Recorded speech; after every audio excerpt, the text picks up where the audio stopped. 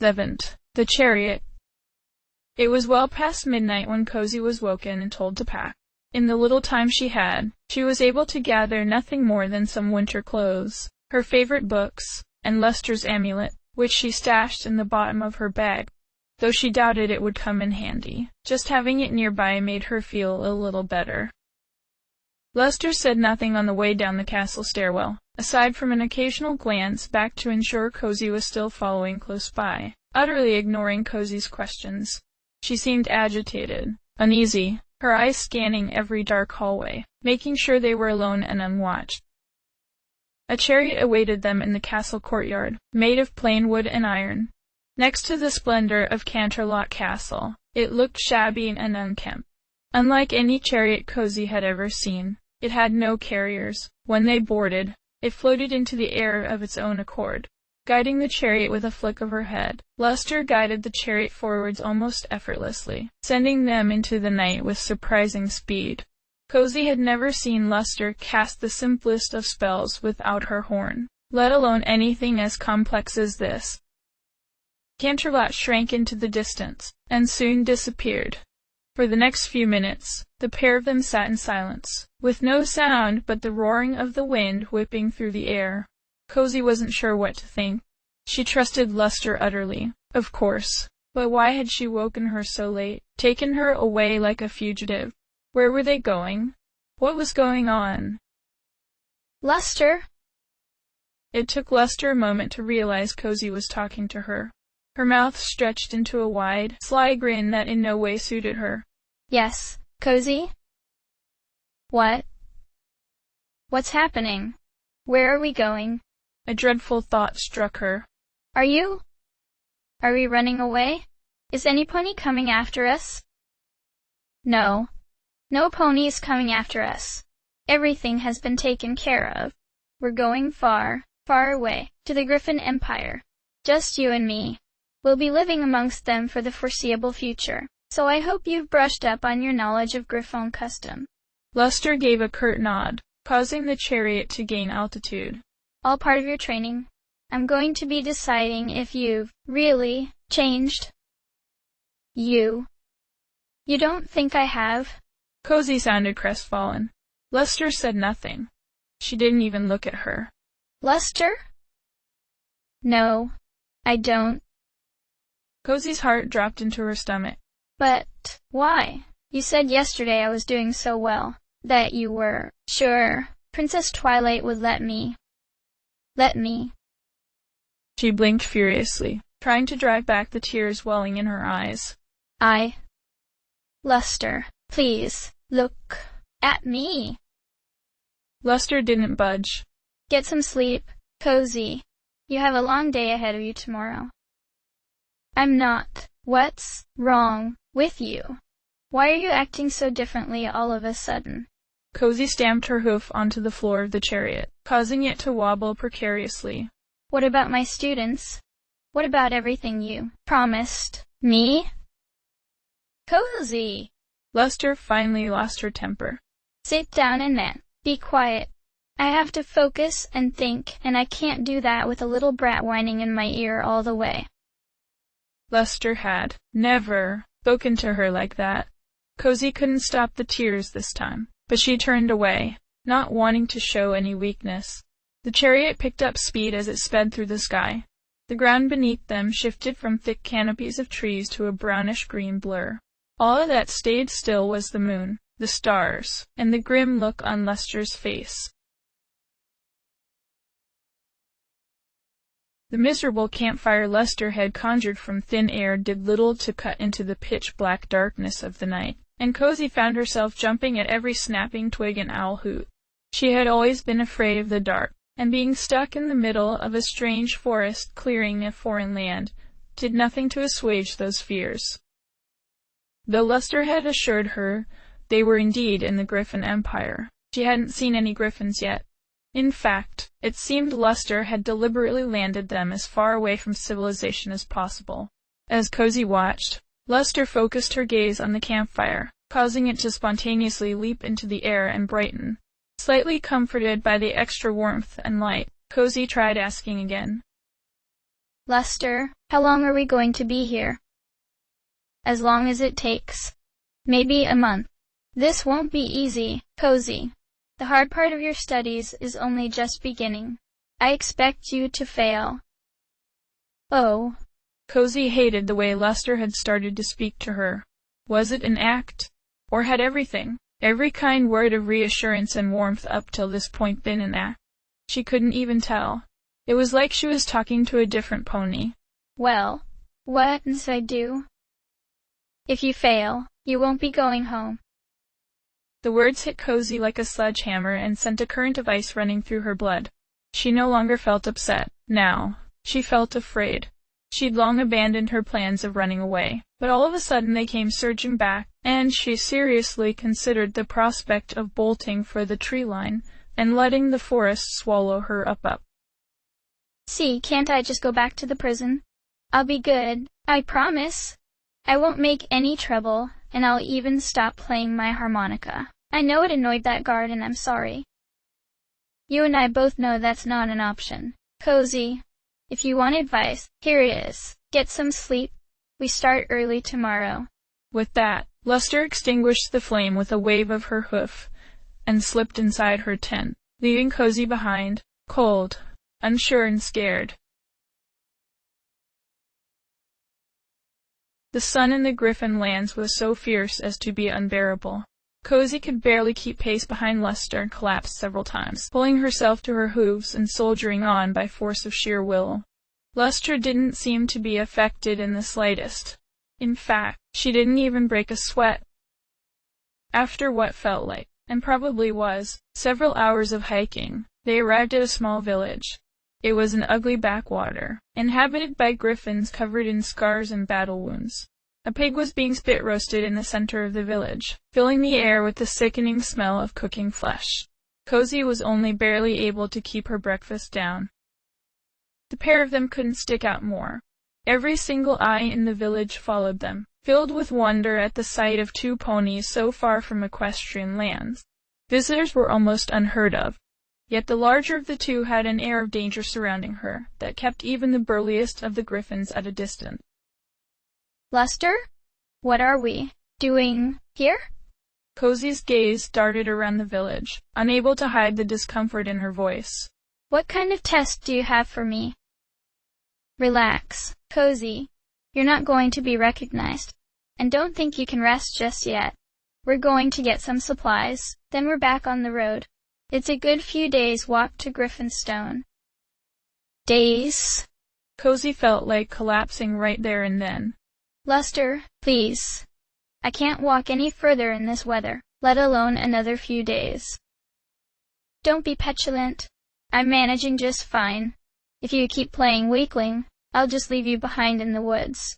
With that, Lester marched into a supply store. Cozy fidgeted nervously as she waited outside, feeling somewhat vulnerable on her own. A few minutes passed before Lester arrived, wearing a pair of crude straw saddlebags. The pair of them stopped at a few more shops. Each time, Lester left Cozy outside and entered alone, emerging from the store without remarking on any of her purchases. Cozy could only follow behind her silently. Every time she asked Lester what she was buying, she was met with silence. Eventually, the pair set off on the road again, much to Cozy's relief. This time, she strode forwards with a determination she never knew she had, just managing to keep pace with Lester without collapsing. So out of breath, she couldn't have kept up a conversation if she wanted to. As the sky began to darken and the temperature dropped, Lester's pace improved, meaning it was harder than ever to keep up with her. The full moon was already high in the night sky before Lester came to a stop. Cozy collapsed, panting, onto the ground beside her, vision flashing red as she fought her instinct to vomit. Somewhere in the background, she heard Lester tut with disgust. We should have made much better pace today. I don't want you slowing me down tomorrow. Cozy couldn't have snapped back if she wanted. Lester pulled a small pouch of water out of her bag and set it down next to her. Drink up. Cozy drained the pouch in one swig, still desperately thirsty. I'm starving. Can we eat? Of course. Here. Luster levitated an unpleasant, thick, leather-like object from her bag and passed it to Cozy, who wrinkled her nose at it. Taking a hesitant bite, she almost gagged at the dry, salty taste that seemed to immediately drain all moisture from her mouth. What's this? Some kind of root? Of course not. You're in the Griffin Empire now. You have to eat the things they eat. It's called beef jerky. It's dehydrated cow meat. Cozy couldn't keep her stomach. She was barely able to make it to a bush before she retched, tears streaming down her face as she felt the acidic taste fill her mouth. Behind her, she heard Luster let out an audible sigh. Don't be so dramatic. Griffins eat this all the time. We might not come across another village for days. I needed food that would last. I'm not a griffin. Cozy spat again and again into the bush, desperate to get as much of the taste out of her mouth as possible. What's wrong with you, Luster? Well, I'm afraid this is the only source of protein I have. You'll have to eat some, man. Luster swallowed her mouthful, to Cozy's amazement. Unless you'd rather scavenge, I suppose. Cozy's eyes narrowed. With pleasure. Striding off into the forest, she felt her blood boil at Luster's cackle. It took her less than half an hour to come up with enough roots and vegetables for dinner. The flora of the Griffin Empire wasn't too different to that of Equestria, and she'd read plenty of books describing common edible plants. Even Luster was unable to hide a look of grudging admiration when Cozy deposited the collection at her hooves and began to eat. How did you? Oh, never mind. Good night. The small campfire was extinguished in an instant, and Cozy was left to eat in the dark. The following day was much the same, but with no stopping. Cozy's whole body ached from overexertion, and she begged Luster several times to slow down, to no avail. At some point, they joined a major road. Occasionally, they passed signposts written in the claw-like script of the Griffin.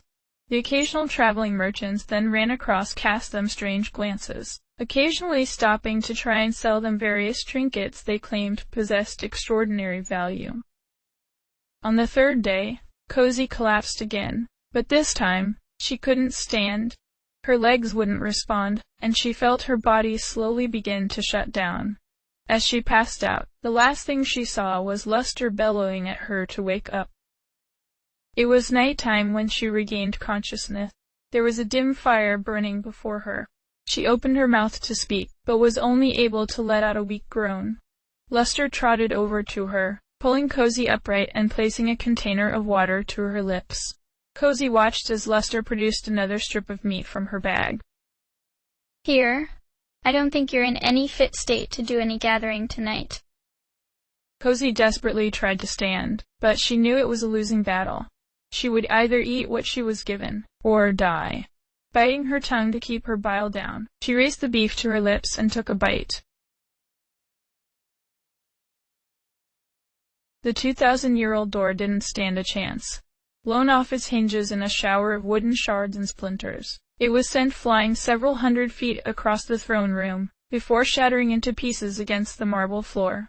Completely taken aback, the few guards present weren't able to react until it was too late.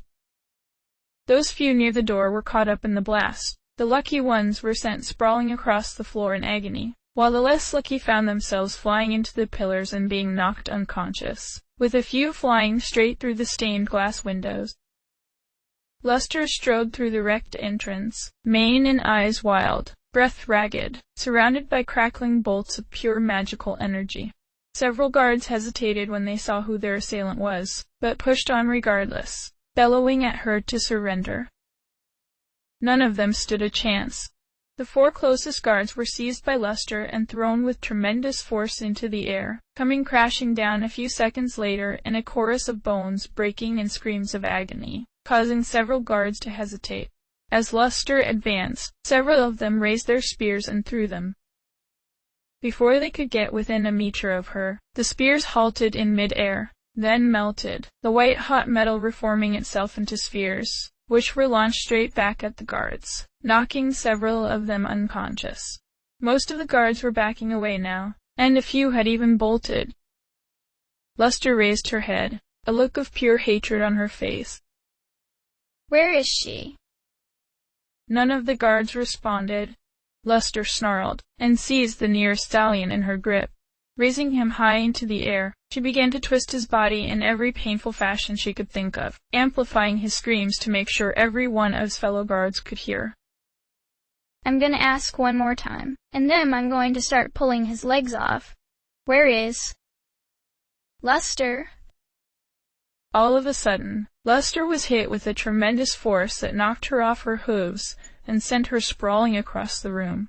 Out of her peripheral vision, she saw the guards fall broken by an unseen force.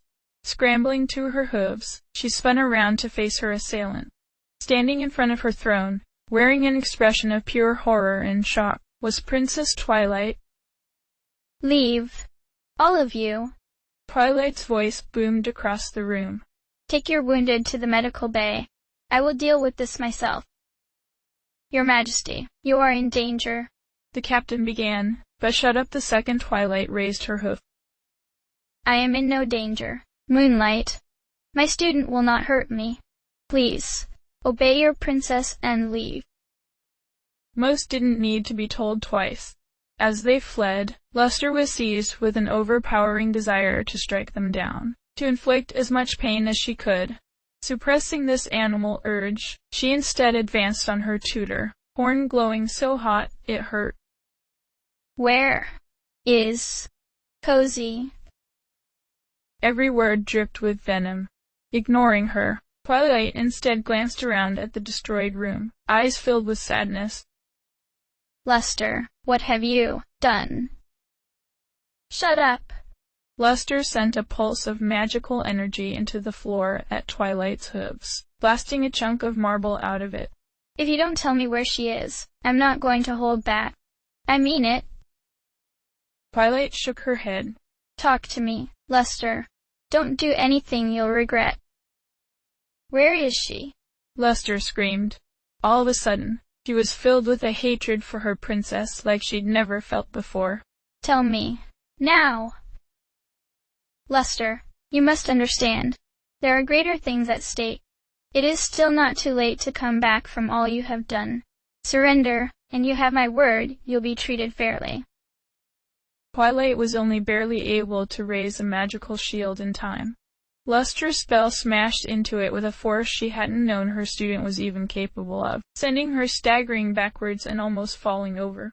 It was followed by a barrage of spells, most of them balls of pure magical energy. Twilight patiently waited for a lull in the assault, then responded with a spell of her own. Luster jumped out of the way just in time, raising a magical barrier to protect herself. The two mares locked eyes across the room, each waiting for the other to make a move. Fool. There was a quiet fury in Twilight's voice now. You don't know, you have no idea what you're throwing away. The throne? Luster's eyes burned with hatred as she sized up her former teacher. Keep it.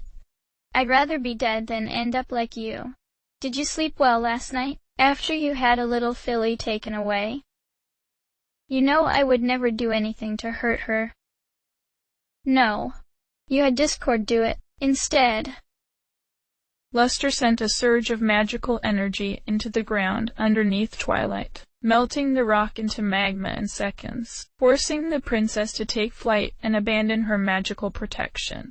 Twilight was barely able to dodge Luster's first two spells before the third caught her in the right wing, sending her crashing to the ground. Before Luster could move, Twilight seized her and threw her across the room, sending her crashing into a pillar and knocking all the wind out of her. So, you're a traitor to Equestria now, too? Cozy Glow's worth betraying every pony and everything you've ever loved and valued. She's just a fool. Luster snarled, seizing several chunks of rock from the ground and launching them at Twilight. You never cared about her, and you never cared about me. Starlight was right. We were just your tools. That isn't true. I cared about both of you. That's why I did everything I ever did. Luster! I did it for you. Liar! Luster focused on the window behind Twilight, a stained glass depicting the 6 elements of harmony. With a single pulse of energy, she shattered the window into hundreds of fragments and sent them flying towards Twilight, who raised a magical shield, but not quickly enough. Dozens of shards struck the princess, causing lines of blood to run down her legs and pool onto the floor. Roaring with pain, Twilight seized Luster in her aura once more and slammed her into the floor. Luster thrashed against the ground, struggling pitifully against her grip, her hearing and vision slowly numbing as the incredible pressure of Twilight's spell began to set in. Desperately, she fired off several spells blindly. By sheer luck, one struck Twilight in the leg, knocking her off balance. Almost reflexively, Luster grabbed a support pillar next to Twilight and tore it down, sending it collapsing atop the princess. Clouds of dust rose high into the air, blocking all vision. As it slowly settled, Luster saw the crippled form of Princess Twilight pinned to the floor. Horn glowing, she advanced. Twilight glanced upwards, eyes filling with genuine fear as she approached. "Please." She sounded pathetic, whimpering like a foal. Luster lifted a few of the heavier rocks off her, throwing them aside effortlessly. "Tell me." I don't know." "Don't lie." Luster blasted a hole in the floor, inches from Twilight's head. "I promise you. If you don't, Equestria will be looking for a new heir for a long time." "I am not lying." Twilight coughed, eyes still filled with that awful fear. "Discord took her away. Didn't say where. Only that it was in the Griffin Empire." Tears began to stream from her eyes. "Please. Don't kill me." Luster wanted to do it. To make Twilight, no, all of Equestria, feel the pain she felt in this moment. She wanted them to suffer, to make it slow. But she just couldn't. Her horn dimmed. "I'm leaving Equestria. Forever. If you ever send any pony after me, let them know they're committing suicide first." She spat out a mouthful of blood. "I'm going to find Cozy. I'm going to be a better teacher, a better mentor than you ever were. And if you ever cross me again, I won't show any mercy." She turned tail and strode away. She had barely made it 10 feet before she heard Twilight struggling to free herself. Spinning around, she instinctively raised a reflective shield just in time. Twilight's spell, a blindingly white bolt of pure magical energy, bounced off it with a bell chime that echoed throughout the throne room, shattering every remaining window into a million rainbow shards that rained down on them. The spell shot across the room and struck its caster square in the chest. For a moment, Twilight staggered backwards, seemingly unharmed. Then she leaned forwards, falling to her knees. Her mouth dropped open as the light faded from her eyes. And died. It was so sudden, so unceremonious, that Luster didn't believe it. Couldn't believe it. The Princess of Equestria, who had reigned since before she had been born, was gone. There was no heir. The royal line was severed, forever. Equestria had, in an instant, been all but thrown into anarchy. The enormity of her actions struck her like a train. She had killed the princess. There would be no safe refuge for her, ever again. She would be hunted to the ends of the earth for her crimes. She would never, ever, know peace. All of a sudden, Luster felt every fear and anxiety she had ever experienced rise up and crush her like a vice. Of course, it had been self-defense, but she knew that wasn't going to mean a thing. The sound of hoofsteps caused her to spin around. A squadron of royal guards had arrived. As they scanned the room, most of their jaws dropped open at the sight. Luster's horn lit up once more, but to her relief, she didn't have to spill another drop of blood. Every single guard immediately dropped their weapon and fled, screaming like little fillies. Evidently, none of them wanted to take their chance with the murderer of Princess Twilight. She didn't blame them. What would become of Equestria? Of the Crystal Empire? As soon as the thoughts arose, Luster dismissed them. She didn't have any time to waste. In a few hours, she would be the most wanted pony in Equestria. Fortunately, she didn't plan on spending a second more in Equestria than she had to. The Griffin Empire was fairly remote, but as long as Cozy was there, she would be there, looking for her. Knowing Cozy, she would have slipped free from Discord's clutches long ago. Griffinstone was every bit as architecturally hideous as she'd been told. Whereas Canterlot was ordered and neat, Griffinstone was random and chaotic, with every buildings composed of a variety of brick, concrete, and metal. The air was thick with smog, and the roads were spiraling and disordered, with many seeming to end nowhere. Guards were a far more common presence than in Canterlot, and far more brutal. Cozy frequently saw them aim kicks at beggars and homeless wanderers, or anyone who got too close for their comfort in. Clad in full-face helmets and shining black armor bearing the insignia of the Emperor, they looked like something out of one of her nightmares. For the first time in days, she saw other ponies, though they were nowhere near as common a sight as griffins in Canterlot.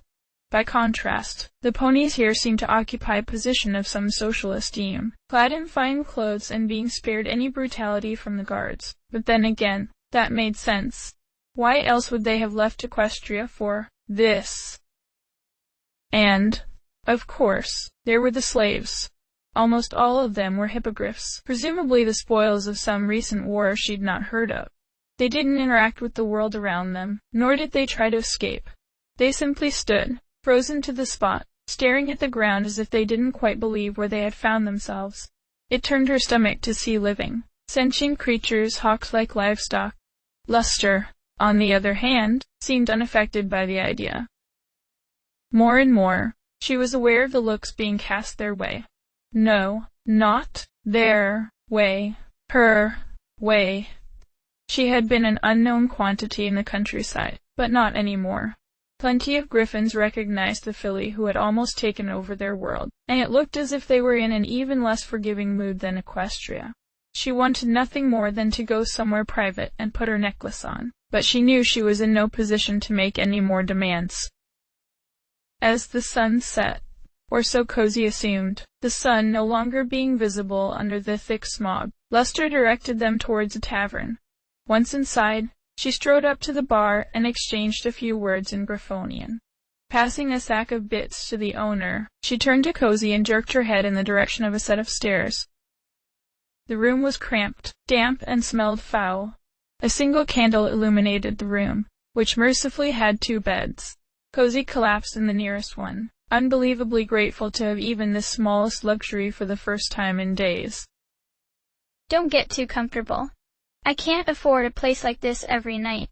We'll be sleeping rougher than this, I promise you. Luster set her saddlebags down by the empty bed and began to rifle through them. We'll be staying here for a few weeks. You'll be learning about fitting in with the griffins, who aren't as nice as ponies. We start tomorrow. Sure. Cozy was too tired to argue. I think some of them recognized me. Can I wear my amulet while I'm here? What? Luster snorted. I wouldn't wear anything valuable while you're out there. It makes you look like an easy target. No, I mean, my amulet. The one you gave me. Don't you remember? Cozy cast a curious glance at Luster. You must remember. What? I mean, yes, I remember. But it's still a bad idea. As for being recognized, we'll get your mane cut tomorrow. Find something to cover your cutie mark. A ball of ice began to form in Cozy's stomach as a horrible, awful realization began to dawn. Luster, my amulet. It's still. We don't need a disguise. Well, that's your choice. Get some sleep. It's another long day tomorrow. Luster extinguished the candle and climbed into bed. It wasn't the first time Cozy had ever seen Luster perform any magic without her horn, but she'd never seen Luster so much as lift a rock without her horn glowing, nor any other unicorn, for that matter. And yet, as she recalled, Luster had been able to conjure entire bonfires and even fly a chariot, all by moving parts of her body at will. There was only one creature Cozy had ever known to be capable of things like that. Luster? A groan. Yes?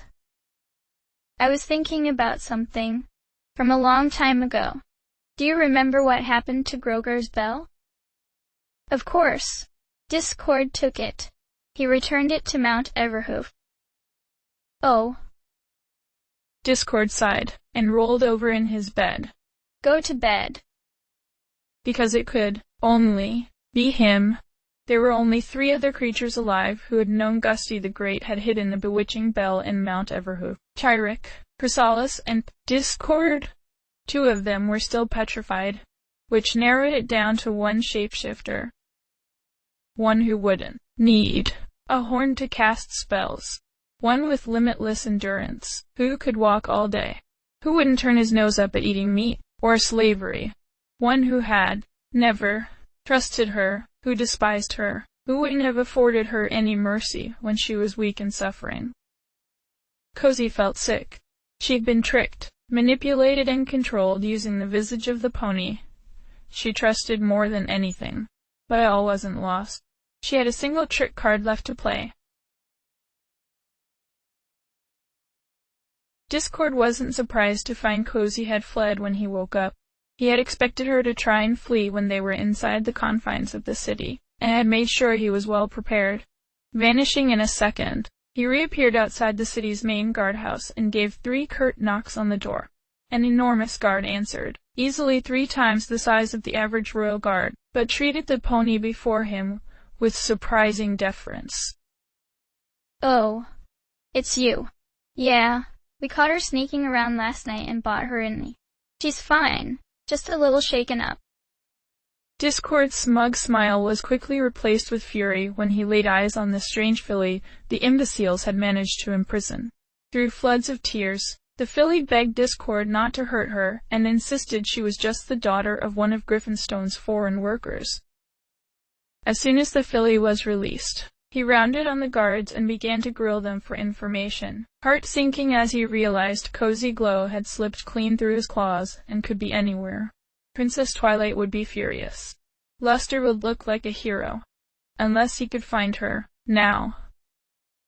With every passing hour, his mood grew bleaker as he realized the filly could be anywhere. Of course, the Griffin Empire was a hard place. It was entirely possible she would succumb to the elements, or something else, and his job would be done for him. The more he considered it, the more he warmed to the idea. A horrific accident, a tragedy, but not his fault. The train was ancient, and the carriage Luster was jostled so violently, she was worried it was going to derail any second. Glancing at her reflection in the night window, she was relieved to see she was no longer recognizable. She knew very little about practical disguise, but she knew enough to know you never half flank it. Her entire mane had been shaved, leaving only a faint outline of hair clinging close to her scalp. The clothes she'd selected, simple overalls, the kind that could apply to any number of jobs or trades, covered up not just her cutie mark, but also her tail. A pair of thick glasses both further distorted her appearance. Even her own mother wouldn't have recognized her. Trains to the Griffin Empire were almost non-existent these days, and the guards at the border would no doubt be the first informed of her potential arrival. Instead, she would travel through Yakikistan to Luna's Ocean, then set sail from a port chosen at random. Even if they thought to monitor ports on the other side of Equestria, they couldn't possibly cover every single one. It would mean a significant trek through Griffon lands to make it to Griffinstone, but so be it. With every stop, her breath caught in her throat, always expecting royal guards to board the train, arrest her and drag her away. She was approaching the furthest flung regions of Equestria's domain, where radio was uncommon and news from the capital could take weeks to arrive, but something of this magnitude would no doubt travel faster. The yaks and ponies were close allies. She wouldn't truly feel safe until she was in the Griffin Empire. Cozy was out there. She knew it. All the beasts of Tartarus wouldn't stop Luster from finding her. And any pony, anything that got in the way would wish dearly that they hadn't. End of Part 1. Author's Notes. This story will be split into 3 parts, each 7 chapters, not including the Fool, and should be 100,000 words when finished. Guess the theme of each part and win a cookie. Pro tip: the boring stuff is out of the way. End of chapter.